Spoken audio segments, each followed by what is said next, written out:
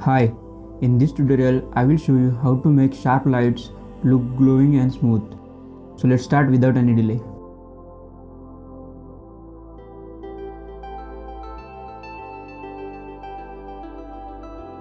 First create a new adjustment layer and drag on top.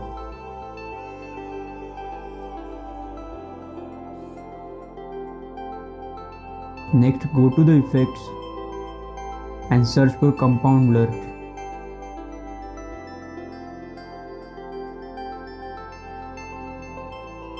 Once you get it, simply drag on adjustment layer. Now go to the effect controls and increase the blur.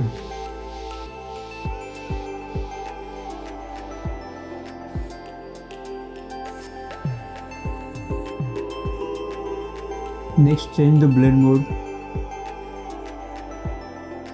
to linear dodge. And it's done.